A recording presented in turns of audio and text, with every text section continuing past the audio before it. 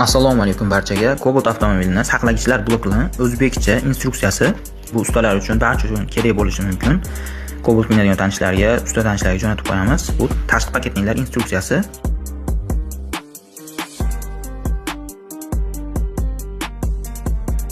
Bu esa ichki paketning instruksiyasi hisoblanadi.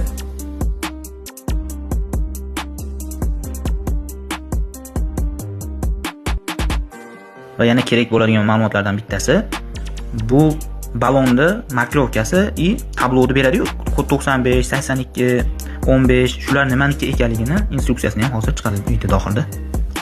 Mana kod 15, kod 60, 95 Airbag'niki misol uchun. Hammasini eslab qolish qiyin. Bu instruksiyani saqlanib qo'ysanglar juda manfaatli bo'ladi.